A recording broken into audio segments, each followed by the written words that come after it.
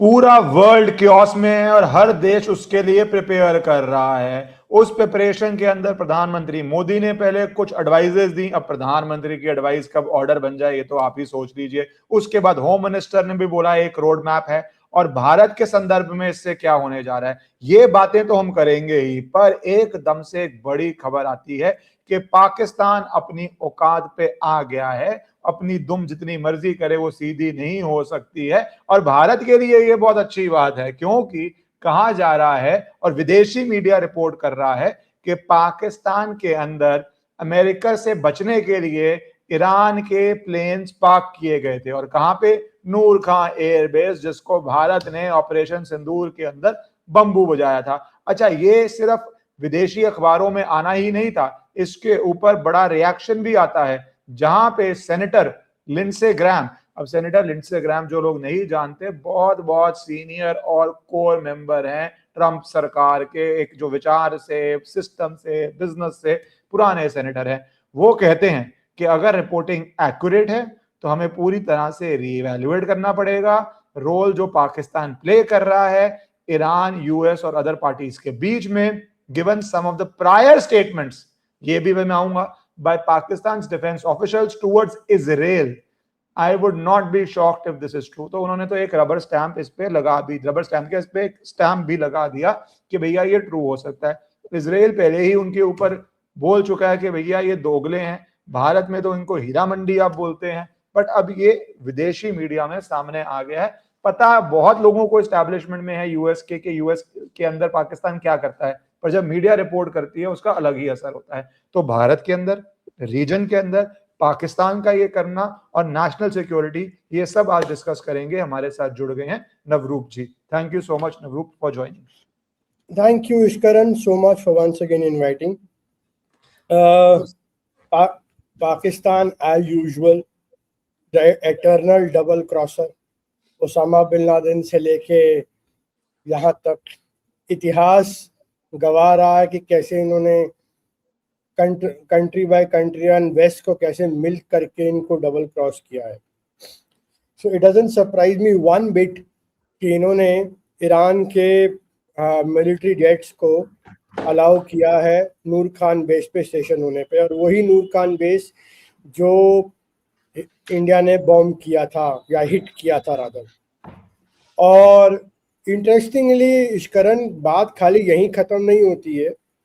आपने बोला senator Lindsey Graham, और लिंडसे ग्रैहम बहुत इंपॉर्टेंट नाम है because he is very closely connected to Israeli prime minister Benjamin Netanyahu.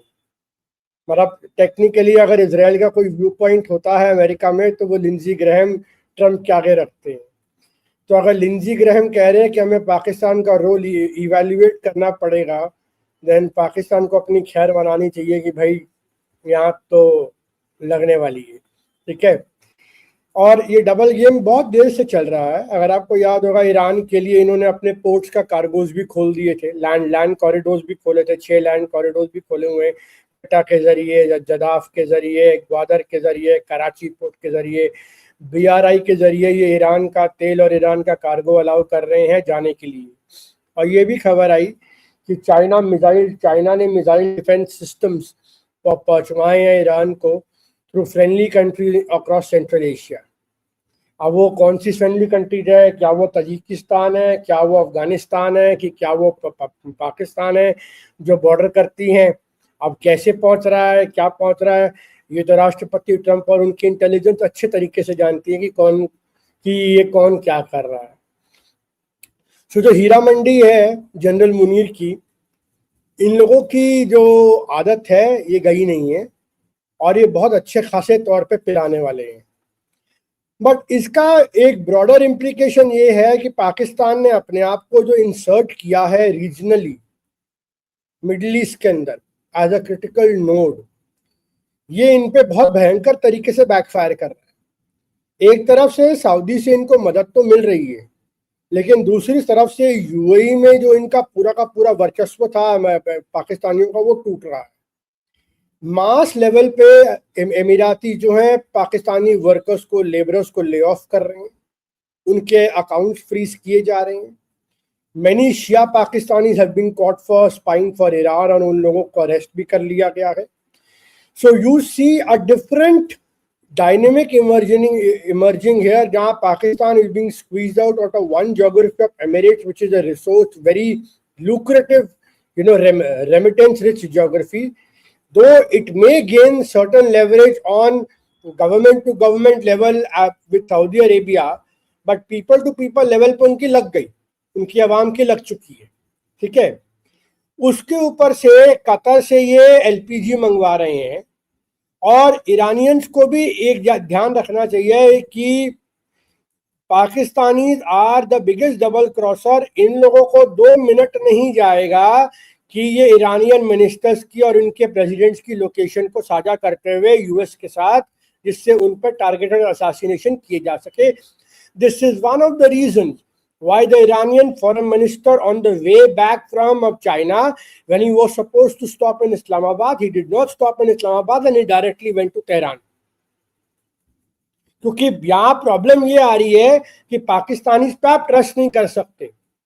क्योंकि आज अगर आपको याद होगा, लास्ट ईयर की बात है, जनरल मुनीर गए थे और ये खबर एक ईरानियन न्यूज़पेपर में छपी थी कि इन्होंने कुछ घड़ी गिफ्ट करी थी किसी ईरानियन जनरल को, और उस घड़ी के जरिए ये लोकेट कर पाए इजरायलीज की वो जनरल कहां पे है. तो मतलब Munir has no qualms with dealing with the Israelis behind the door. ठीक है, ऊपर से जितना मर्जी बोलते रहे अवाम के लिए, फिलिस्तीन को लेके, गाजा को लेके. धुरंधर में ये भी पीक डिटेलिंग थी क्या? हाँ, एंड वाला था. तो धुरंधर का जो प्लॉट है वो कंटिन्यू हो रहा है. गैस पार्ट 3 बनना चाहिए बहुत जल्दी, उस पे बनेगा ही. क्योंकि इनका जो देखो, इनका बहुत मस्त गेम है. इनको गाजा से कोई लेना देना नहीं है, इनको फिलिस्तीनियों से कोई लेना देना नहीं है. ठीक है, ये अपने आप को बचाने के लिए, अपनी लेवरेज को बचाने के लिए किसी को भी बेच मारेंगे. ये अपने देश तक को बेच सकते हैं. तो इन्होंने खुद इंफॉर्मेशन पास की. और मुझे ना एक चीज समझ में नहीं आती यार, क्या इजराइल की ना एक वेबसाइट है whynot.il, बहुत इंटरेस्टिंग, जहां पर उन्होंने एक अपने उन इजरायली मिलिट्री ने पब्लिश किया पूरा पेपर, उनकी परमिशन से पब्लिश हुआ, कि what were the hits and misses in this operation which continued so far, और क्या हम उसको आगे जाके बेटर कर सकते हैं अगर ये वॉर रिन्यू होती है दोबारा से. तो उसमें कुर्दिश ऑपरेशन की भी बात थी, लेकिन उसमें एक और बात बड़ी अहम करी गई कि हमें बलोचियों को इस्तेमाल करना चाहिए. ठीक है, अब बलोची कौन है? अब सुन्नी बलोच हैं जी, जैश अल-अदल जानदुला जो ग्रुप है, जिसको इन्होंने अलग अलग रिफ्रेमिंग कर दी है. पहले वो जानदुला था, अब यूएस ने बैन किया, वो जैश अल-अदल बन गया. अब मुझे बताओ यार, क्या मोसाद बलोचिस्तान में काम कर सकती है बिना जनरल मुनीर के जाने? No, we can't. I do not believe कि यूएस में पाकिस्तानी मिलिट्री को खबर ही नहीं है कि उनके प्रोविंस में सीआईए और मोसाद काम कर रहे हैं to target the IRGC. So this is a problem with Pakistan, that it will always double cross. but अब चाइना ने अपनी 2 कंपनियों ने ग्वादर से विड्रॉ कर लिया. क्यों विड्रॉ किया? बिकॉज वहां पे सिक्योरिटी नहीं है. So पाकिस्तान की प्रॉब्लम ये है that it will try to milk everyone, it will try to get the best of the favors, try to play all sides till the time it runs out of luck. ये इसका total model है, rent terror state, what I call it. पर एक बात मैं इसमें जोड़ना चाहूंगा कि ये, जैसे मैंने बोला, छुपी बात तो है नहीं कि पाकिस्तान हमेशा यही करता है. यूएस के डीप स्टेट को भी पता है. कोई देखो ऐसा है कि अखबार पता कर पा रहा है और इतनी बुरी हालत है सीआईए की या उनकी एजेंसीज की कि उनको पता नहीं है, ये तो भैया पॉसिबल नहीं है. That is a bit too much. ठीक है, तो भाई एक जान के भी इग्नोर क्यों करते हैं, पहली बात. और दूसरी बात, जब एक बारी मीडिया में आ जाए तो इग्नोर करना इम्पॉसिबल हो जाता है. तो उसके तरफ से पाकिस्तान पे क्या कॉन्सिक्वेंसेस इफ एनी आप ये देखता ही है। फिर मैं इंडिया रशिया पे आना चाहता हूँ, यूएस पे आना चाहता हूँ। ओके, अच्छा अब देखो यार, इसमें ना बहुत इंपॉर्टेंट बात है, why does America fall into the same loop again and again? वो पाकिस्तान के बाद दोबारा दोबारा वापस क्यों जाता है? हमने देखा तकरीबन 20-25 साल के बाद यूएस ने फिर दोबारा पाकिस्तान की तरफ पिवट किया है, सारा कुछ दे रहा है, सब कुछ कर रहा है, स्ट्रेटेजिक इंपॉर्टेंस बढ़ा रहा है उसकी इस नेगोशिएशन में डाल के सब कुछ कर रहा है। तो इंडिया का एंगल तो अलग है, बट मेनली यहाँ पे बात यह आ जाती है कि यहाँ पे the council for foreign relations which I count is one of the biggest think tanks in the world, ठीक है, which is a policy setup for United States, ठीक है, जो यूएस एडमिनिस्ट्रेशन को गाइड करता है। उसमें एक आर्टिकल में लिखा था कि probably why US prefers to work with authoritarian regimes and dictators in Pakistan is military dictatorship is because वहाँ पे काम जल्दी हो जाता है, you don't need to go through bureaucracy, you don't need to go through leadership। आपने एक call मारा, जी सर हो गया काम सर, डन, ठीक है। आपको कोई रेरा का कॉन्ट्रैक्ट चाहिए, कोई तालिबान या अलकायदा के लीडर के कोऑर्डिनेट चाहिए, वो आईएसआई अपनी कीमत बताएगी, आप पैसा ट्रांसफर करो और वो आपको कोऑर्डिनेट बता देंगे, जाओ जी ड्रोन लेके जाओ, जाके मार दो। तो दिस इज द दलाली which Pakistan does. It even allows its own minions to be killed and butchered just for the sake of some money. और इसमें ना बहुत लोगों ने लिखा है, इसमें एक किताब में था कि कैसे इनके अपने फोर्सेस के लोग अलकायदा के साथ और तालिबान के साथ काम करते थे इनकी अपनी आर्मी के खिलाफ। सो ये पूरा का पूरा एक इनका दे हैव अ हैबिट, और ये अपनी स्ट्रेटेजिकली जो इनकी जो रिलेशनशिप है और जो स्ट्रेटेजिक लोकेशन है ईरान को लेके, सेंट्रल एशिया को लेके, अफगानिस्तान को लेके, BRI कॉरिडोर जो जो अमेरिका डिसरप्ट करना चाहता है, क्योंकि अनफॉर्चुनेटली जो वो चाहते थे कि उनको कोई स्लेव मिल जाए, you know, like Donald Trump से, you know, I like person you can kiss my ass, you know, those words, ठीक है। Unfortunately he finds no, India में आपको उसको ऐसा मिलने नहीं वाला। पाकिस्तान में general Munir is willing to do it, and very interestingly the very same general Munir who on the one side wants to side with Americans, on the other side he is trying to make fences with Saudi Arabia and Turkey, who are trying to plot an alternative alliance against Israel। मतलब तुम किस कश्ती में चलना चाहते हो यार? नहीं, कश्ती नहीं है। देखो ऐसा है, कस्टमर चेंज होते रहता है डे टू डे। तो हाँ। आप जो किश्ती का एग्जांपल ले रहे हैं तो वो नहीं है, कस्टमर चेंज हो रहा है, लॉयल्टी है नहीं, जरूरतों के रिश्ते हैं, और उसमें भी आप जरूरतों के रिश्ते बराबरी या 10-20% की पार्टनरशिप से नहीं कर रहे, आप इमीडिएट सेटिस्फैक्शन की कर रहे हैं। जो यूएस की रजीम की इमीडिएट सेटिस्फैक्शन आ रही है, उस इमीडिएट सेटिस्फैक्शन के लिए आप बिचने के लिए रेडी हैं, तो वो आप हो रहे हैं। और आप वैसे ही बिच रहे हैं सऊदी पे, और अगर आप यूएस बोलेगा सऊदी के साथ क्यों कर रहे हो, तो बोलेंगे जी $10 बिलियन और दे दो, आप सऊदी हमें 5 दे रहा है, तो इस पर क्या जवाब देगा यूएस? कोई आप देश की इज्जत तो है नहीं ना, आपकी कोई स्ट्रैटेजी तो है नहीं है। आप बोलोगे भैया मेरे को वो 5 बिलियन दे रहा है, आप मुझे 10 बिलियन दे दो, मैं नहीं करूंगा। अब दे देंगे 10 बिलियन, तब भी आप उनसे 3 बिलियन लेके आओगे, उनको बोलोगे देखो 5 या 10 ले लिया, आप 2 दे दो मुझे।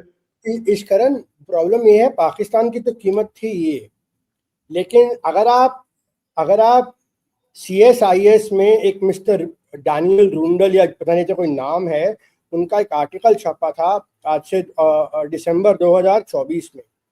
उन्होंने उस पर बहुत क्लियरली लिखा था that US needs to get back to Pakistan and engage in transactional diplomacy. The global order जब हमें रीसेट करना है तो हमें ट्रांजैक्शनल डिप्लोमेसी पे जाना पड़ेगा। We don't care about the idea based alliances and all that stuff.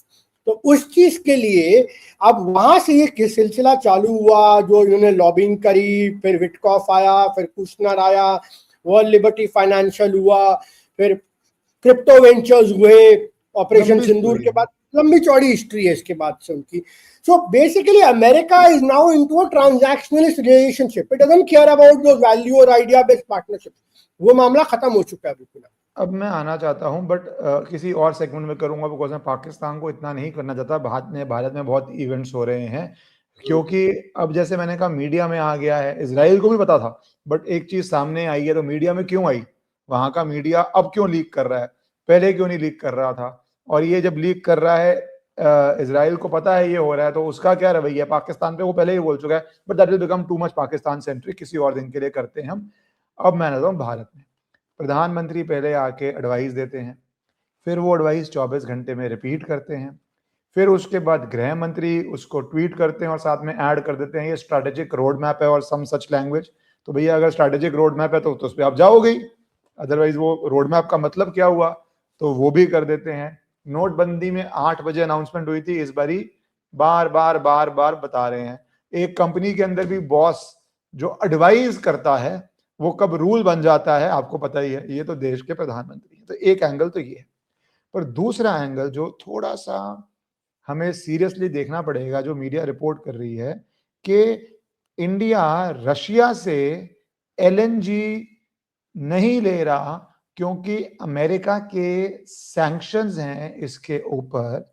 तो फिर ये भारत की एनर्जी सिक्योरिटी जो वैसे ही हमारे हर समय सवाल में रहती है, पहले कितनी आप इस न्यूज को ट्रू मानते हैं, क्यों हो रहा है, क्या भारत के पास ऑप्शंस हैं, इसको पूरा कॉम्प्रिहेंसिवली कवर करो। क्योंकि एनर्जी क्राइसिस के दौरान हम रशिया से अगर ना लें तो ये तो हमारी स्थिति और भी ज्यादा डेलिकेट पोजीशन में पहुंचा देगा। देखो उष्करण, ये जो आया, it surprise me today morning when I heard this, ठीक है, क्योंकि अप्रैल 12-15 की जो मैंने न्यूज़ पढ़ी थी उसमें यही आया था कि रशियन एलएनजी को हमने अलाउ करेंगे इंडिया में आने के लिए, बिकॉज हमारे पास एलएनजी का शॉर्टेज है, गैस शॉर्टेज है, because Qatar used to be our biggest supplier for gas. Unfortunately Qatar पे जो ईरान के रिटेलिएटरी स्ट्राइक्स हुए in response to Israeli strike, जो रास लफान पे जो स्ट्राइक हुआ, तो उससे कतर का जो गैस का पूरा जो एक वो था 17% रिफाइनरी के उनकी कैपेसिटी ऑफलाइन चली गई है for 3 to 5 years, and there is a gas shortage. Over and above, the second event which has happened in last 2 to 3 weeks is the US naval blockade.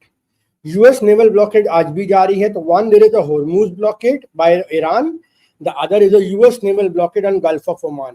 तो ना कोई शिप अंदर आ रहा है ना कोई शिप जा रहा है। थोड़े बहुत शिप चाइना को प्रेशर करने के लिए या चाइना से कोई डील निकालने के लिए कभी ट्रंप अलाउ कर रहा है तो कभी ईरान अलाउ कर रहा है, वो चाइना के साथ डिप्लोमेसी चल रही है थोड़ी बहुत, लेकिन बाकी कोई और शिप नहीं जा रहा है। फैक्ट ये है, हमारे 13 शिप आज भी गैस के हॉर्मूज में अटके पड़े हैं, और पिछले 10 दिन में मेरे को आई डाउट हमारा कोई एक भी शिप ईरान से निकला है, and that is a cause of concern, because एक भी शिप ईरान से नहीं निकल रहा है, मैं जोड़ूंगा इसको एंड में, ठीक है। एंड बिकॉज अगर आता तो वो आपको पता है ना, एएनआई से लेके हर कोई रिपोर्ट कर देता कि वो शिप निकल आया, ठीक है, पहुंचने लगा है। कुछ कोई अनाउंसमेंट नहीं हुई है। जो 15-20 दिन पहले निकल गया था वो पहुंचाओ तो बात अलग है, लेकिन नया कोई निकला है after the US naval blockade. और आपको ये जानना पड़ेगा कि पिछले 15 दिन में, मैं क्यों समझा रहा हूँ क्योंकि जानना बहुत जरूरी है, पिछले 15 दिन में 2 बार राष्ट्रपति ट्रंप ऑपरेशन फ्रीडम लॉन्च कर चुके हैं। स्ट्रेट में फायरिंग हो चुकी है, ड्रोन्स चल चुके हैं, मिसाइल्स चल चुके हैं, Abu Dhabi national oil company का टैंकर को हिट हो चुका है, बोट्स हिट हुई हैं। सो वन द स्ट्रेट्स में जब फायरिंग चल रही है और एक कॉन्फ्लिक्ट शुरू हो गया है वाटर के ऊपर, how do you expect the ship to sail? No one will take that risk to sail the ship in this kind of environment, ठीक है। तो ये प्रॉब्लम अब ये बहुत लंबी प्रॉब्लम बन गई है। वो कहते हैं 14 सूत्री फॉर्मूला, वो कहते हैं दफा करो, मुझे तेरा फॉर्मूला नहीं चाहिए। तो ये एक प्रॉब्लम है कि we are not having the passage in Hormuz has literally stopped except for Chinese ships, क्योंकि वो ट्रंप ने चाइना की तरफ जाना है तो वो नेगोशिएशन के तौर पे वो कुछ शिप्स अलाउ कर रहा है चाइना के लिए जाने के लिए। ईरान के लिए बात ये है, ईरान वेट कर रहा है जाने के लिए कि भैया उसका कैस्पियन से रशिया की तरफ जा रहा है, उसका सेंट्रल एशिया से बीआरआई का ट्रेड चल रहा है चाइना के साथ थोड़ा बहुत रेल लिंक के जरिए, तो उसको इतनी दिक्कत नहीं है। उसको लग रहा था it can wait out longer, जो हमने लास्ट टाइम भी बात करी। अब आते हैं रशिया के तेल को लेकर। तो जब आपका ये गैस वगैरह नहीं आ रही, आप रशिया से एलएनजी ज्यादा इंपोर्ट नहीं करते। Let that be on record. What you were importing from Russia all throughout since 2022 was Russian oil and not Russian LNG. LNG majority आपकी कतर से आती थी, आपकी यूएई से आती थी, या आपकी आती थी आपकी अमेरिका से आ रही थी थोड़ी बहुत, ठीक है।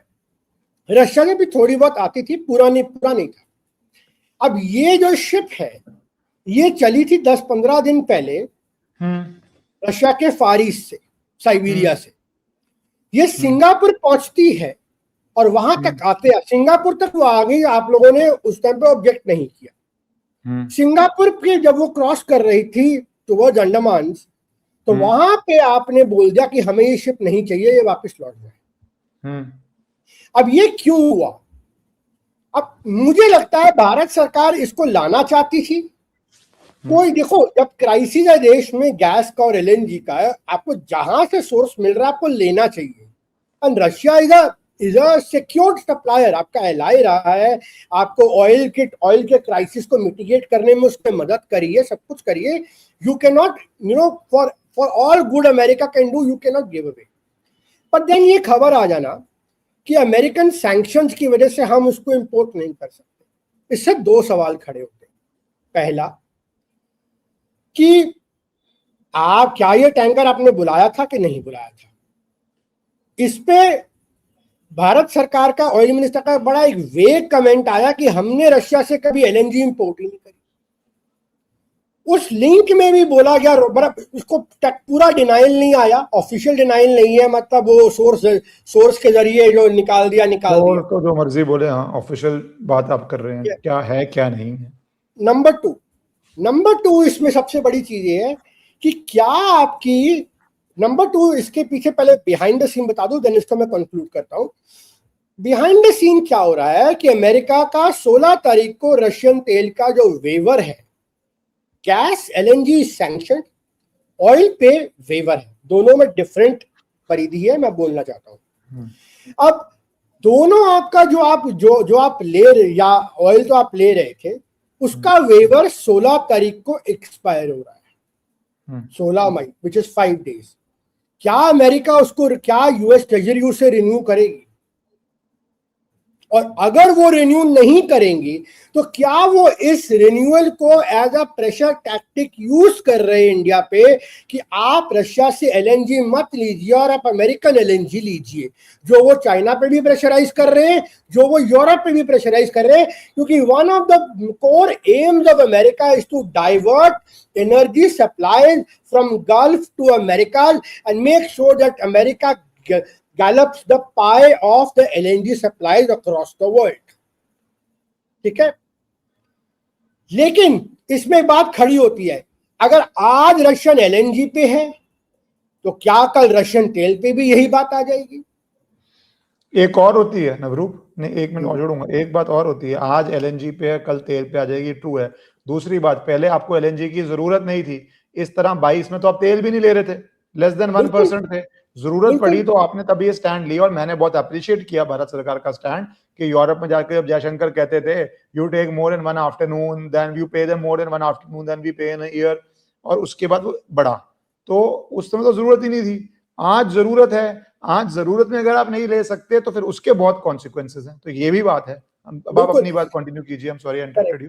हाँ, तो अब साथ में इन्होंने सेक्शन 301 का एक इन्वेस्टिगेशन चालू कर दी इंडिया के खिलाफ ट्रेड बैरियर्स को लेकर। अब उनकी टीम इंडिया आ रही है अगले हफ्ते बात करने के लिए ट्रेड डील पे, और वो 301 का बंदूक रख के कनपट्टी पे टेक्निकली कि आप पे और टैरिफ लगा देंगे 301 वाले, आप चाहते हो कि नहीं चाहते हो, और नहीं चाहते हो तो बताओ क्या डील दोगे? commit to more LNG buy, commit to, मतलब like it's a typical mafiosi tactics which Trump administration is employing, ठीक है, कि you will not buy this। और ये एक नया नहीं है, मार्च 2025 में हार्वर्ड लटनिक ने इंडिया टुडे कॉन्क्लेव पे ओपनली बोला था, why do you need to buy those Russian oil and gas and those Russian weapons? buy from us, we are the best. You need to cut down on them. ये उसने openly कॉन्डेसेंडिंग tone में बोला था. सो ये एक छोटी समझी strategy से जो बायपार्टिजन कंसेंसस है यूएस कांग्रेस का उसको इंप्लीमेंट किया जाता है. बट ये एक फंडामेंटल क्वेश्चन रेस करता है. If 2019 you gave up Iranian oil, 2025 you gave up Chabar port just before the strikes began. 2026 you say हम तो रशियन LNG मंगाते ही नहीं है जबकि जरूरत है LNG की इस टाइम पे लोगों. Then a Russian waiver is, whether it renews or not renewed, it is coming in next few days, we will get to know. और खुदा ना खास्ता अगर आज नहीं और हर 30 दिन में हमें राष्ट्रपति ट्रंप के खिलाफ के सामने ग्रोवल करना पड़ेगा, माई बाप प्लीज एक्सटेंड कर दो. What does it show? क्या हमारी पॉलिसी एक्चुअली में स्ट्रेटेजिक ऑटोनॉमी चल रही है? Should we be putting our eggs in the American basket and putting our energy security of the country at risk for whatever minor trade gains America may be giving? And then there is a lobby which says अरे हमारी IT services fit हो जाएंगी, आप जानते नहीं हो कितना नुकसान हो जाएगा. अरे भाई 1997 का अग्रीमेंट पढ़े हैं ITA का. 1997 का जो अग्रीमेंट था कि आप सॉफ्टवेयर सर्विसेज करेंगे, आउटसोर्सिंग करेंगे, वो अग्रीमेंट तो अमेरिका खत्म कर चुका है. वो ग्लोबलाइजेशन कह रहा खत्म हो गया, मगर और अमेरिका फर्स्ट ने तो आपकी H1B आपकी IT कंपनीज की मार के रखी हुई है वहां पे. वो बर्बाद करने पे तुले उस मॉडल को, और आप कह रहे नहीं जी we are good boys of the world, we will adhere to our end of the promise. So this we need to shed this inertia, because otherwise this will lead to this could lead to an energy crisis. And अगर ये चीज आपने नहीं करी आज, you will be left with no one. When you will lose Russia's counter leverage against China in Asia continent. You will lose Russia's leverage at the UNSC against Pakistan. And at the same time, this is same America जो पाकिस्तान को बढ़ावा दे रहा है, जो बांग्लादेश में तमाशा कर रहा है, जो नेपाल में तमाशा कर रहा है. आपको चारों तरफ से घेरा जा रहा है. स्ट्रेटेजिकली आपको अमेरिका घेर रहा है और आप कहते हो नहीं, मुझे $4 अमेरिकन के लिए, 1-2 इंडस्ट्रीज के लिए मुझे अपनी एनर्जी सिक्योरिटी दांव पर रखनी है. भाई साहब, यहाँ पे तेल और गैस की शॉर्टेज हुई ना, तो सरकार की यहाँ पे इकोनॉमी की अगर अर्थव्यवस्था पे लगी तो जितने भी आप पॉलिटिकल करिश्मे 1000 रुपया जेब में डाल लीजिए, वो सब निकल जाएगा. नवरूप, मैं इसको आगे लाना चाहूंगा.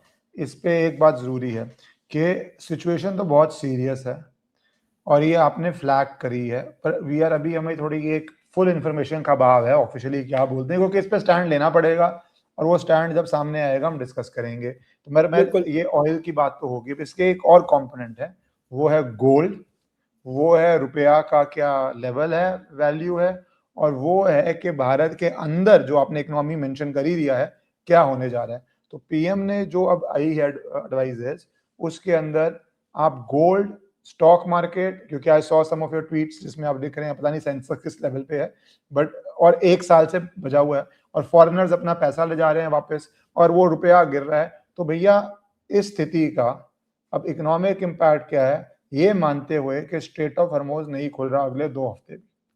और उदय कोटक की भी आज ही एक स्टेटमेंट आई है, मैं जोड़ दूं इसके अंदर, very important statement, where he says 8-10 हफ्ते तो हमने झेल लिया है, असल पैनिक तो नहीं बोला, असल प्रॉब्लम्स तो अब शुरू होंगी. You need to be paranoid. He said you need to be paranoid and some strategically paranoid or some paranoid, and world is going back to tribalism. So in the most posh language, अंग्रेजी language, tribalism, strategic paranoia or whatever the adjective we use before paranoia, आपको financial heads भी ये warn कर रहे हैं कि स्थिति गंभीर हो चुकी है, आप भी कह रहे हैं महंगाई होगी, गंभीर हो चुकी है. तो जरा भी स्ट्रेट ऑफ हॉर्मुज़ का ड्रामा चला 2 हफ्ते भी और जो चल रहा है, क्या होने जा रहा है, मैं उस पर आऊंगा और सरकार के पास क्या क्या ऑप्शन है, थोड़ा इस पे कवर करते हुए खत्म करते हैं. ठीक है, देखो, पहले बात तो आपने मुझे पूछा गोल्ड के बारे में. गोल्ड के बारे में यार बहुत सिंपल सी बात है. जितना फॉरेन प्रेशर पड़ रहा है because we are going to import a lot, because हमारे इंडियंस की एक बहुत we have addiction to gold because gold is one commodity जो इंडिया में ज्यादा नहीं मिलती है, हमें इंपोर्ट करना पड़ता है, ठीक है। और इस गोल्ड को इंपोर्ट करने के लिए चाहे वो शादियां हो, चाहे वो इन्वेस्टमेंट्स हो, चाहे वो पैटर्नल वेल्थ हो, हम लोग उसको एक्यूमुलेट करते हैं। So the more gold you import, the more forex you spend, the more stress it puts on rupee. And इसके बकायदा स्टडीज हैं जो कहती हैं कि अगर आप गोल्ड का कंपोनेंट रिमूव कर दो तो इंडिया का current account deficit is quite low, लेकिन अगर आप गोल्ड ऐड कर दो तो इंडिया का डेफिसिट तेजी से नीचे गिरता है और ज्यादा बढ़ जाता है, क्योंकि gold is one of the biggest imports India does.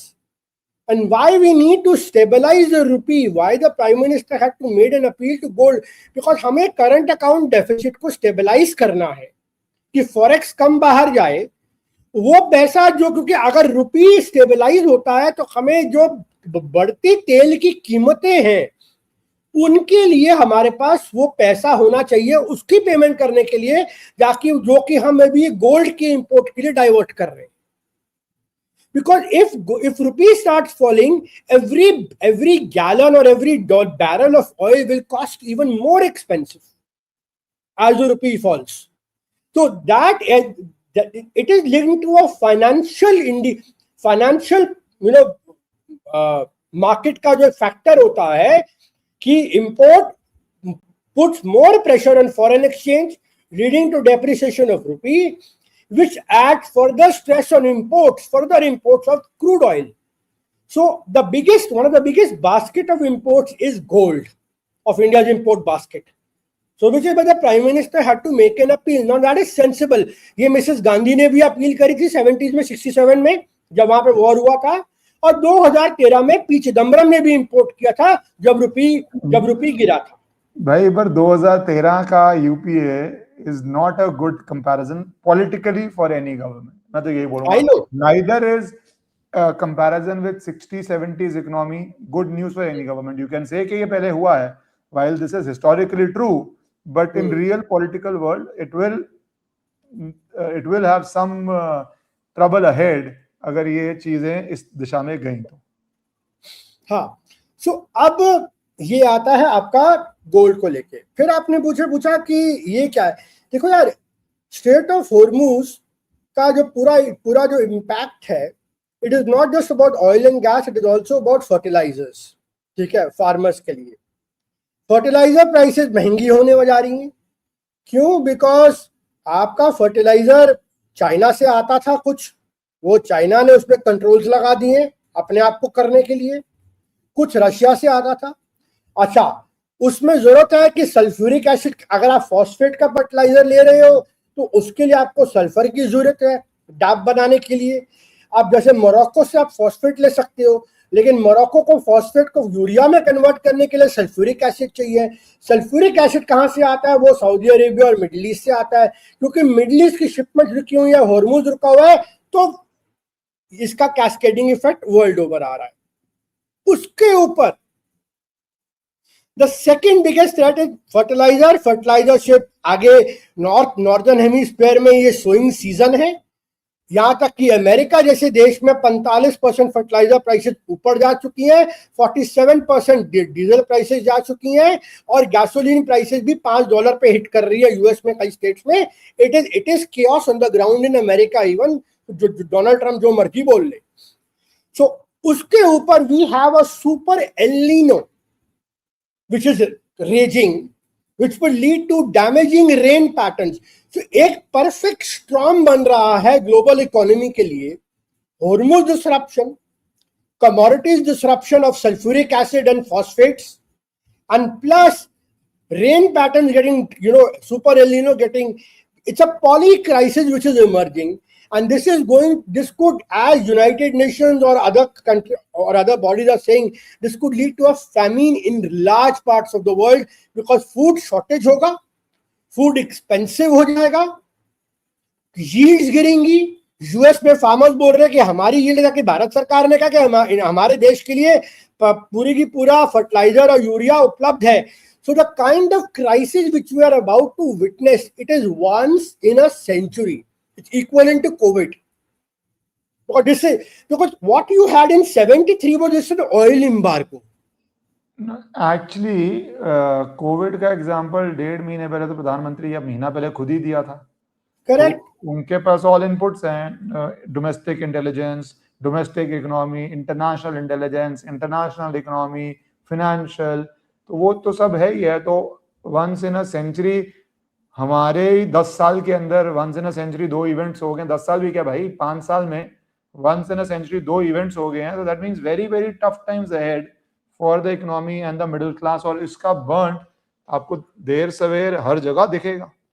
हाँ, अब जैसे उदय कोटक ने बोला prepare for the worst, that was the word, and he said the world is going back to tribalism. अब मैं आपको मार्केट्स की बात बताता हूँ. $11 trillion have been wiped out in last 4 sessions in Indian markets. Crazy selling. आप किसी से पूछो क्या हो रहा है तो वो साफ साफ बोलते हैं कि भैया आपका एक तो आपका सप्लाई चेन का इशू है. We do not know because petrochemicals की industry impact rubbers, tyres, industrial chemicals, everything is getting impacted. उसके ऊपर से अगर गैस सप्लाईज है, कमर्शियल रेस्टोरेंट्स, उसके ऊपर से जब ये प्राइम मिनिस्टर ने बोला कि बाहर मत ट्रैवल करो, लोकली ट्रैवल करो, ठीक है. सो then that and if you don't have gases and people want to save money now because they do not know what comes next, because every penny is important, jobs line पे हैं. So then spending कैसे होगी? Demand destruction is going to happen ultimately. When you say you work from home, you are going to make sure that people sit in home, people do not travel, people do not consume. There is a demand destruction which is going to take place. And India जैसी economy में that is not the prescription generally, but we are in an exceptional situation. तो ये पूरा का पूरा जो एक cycle शुरू हो चुका है, दिस इज डेंजरस. और मैं बता दूं अल्टीमेटली यहाँ प्रॉब्लम क्या है. प्रधानमंत्री जी ने वॉलंटरी तो बोल दिया करने के लिए, वॉलंटरी कोई मानने नहीं वाला है. अल्टीमेटली आपको मैंडेट्स लगाने पड़ेंगे. ये जो सिचुएशन चल रही है, आपको आईटी इंडस्ट्री को बोलना पड़ेगा कि भाई घर से बैठ के काम करो. स्कूल्स को I will not be surprised that our courts also shift to virtual hearing. You know where I honestly बोलूं, मैं तो एक इंस्टाग्राम पे बोला भी, बहुत वायरल हो गया, उसका मिलियन से ऊपर व्यूज हो गए हैं फेसबुक पे, इंस्टाग्राम पे. वेयर आई सेड भैया ये एडवाइस है बट इसको आप ऑर्डर की तरह मान के तैयारी कर लो, क्योंकि प्रधानमंत्री की एडवाइस ये नोटबंदी के समय एकदम उन्होंने भी एनालाइज्ड कि नोटबंदी में एकदम ऐसे बोला, उससे शायद बेटर वे हो सकता था, तो ये बेटर वे है, पर वे यही है. तो आप तैयारी ऐसी कर लो. Because we need to understand, Bharat सरकार के हाथ से सिचुएशन बाहर है ना. हॉर्मुज खोलना या नहीं खोलना it is not in our hand. And guess what यार, अरामको जैसी company which is one of the world's largest oil refining companies in the world, Saudi Aramco, that company ka CEO yesterday said that if Hormuz continues to remain closed for few more weeks, the oil supply will take to get normalized by 2027. मतलब उदय कोटक भी तो यही बोल रहा है. अच्छा, तो मैं बोल रहा हूँ, we are in an unprecedented crisis and there is no solution, because दोनों साइड हटने को तैयार नहीं है. वो कह रहा है मैं पीछे नहीं जाऊंगा, वो कह रहा है मैं पीछे नहीं जाऊंगा. देखते हैं जी क्या करती है सरकार, किस तरह किश्ती निकालती है इन तूफानों से. यही गवर्नेंस है और यही देखना पड़ेगा. These are tough times. These are really tough times. Tough times. Thank you Navru for coming and covering all this as always. सारे टॉपिक्स कवर किए हैं और थोड़ा मुझे लगता है दोबारा करेंगे अगले हफ्ते में कि किस तरह सिचुएशन ग्लोबल हो रही है, क्योंकि अब तो ये आम आदमी के, हरमोज की लड़ाई आम आदमी के पेट पे पहुंच चुकी है. Exactly. Thank you so much. Thank you so much.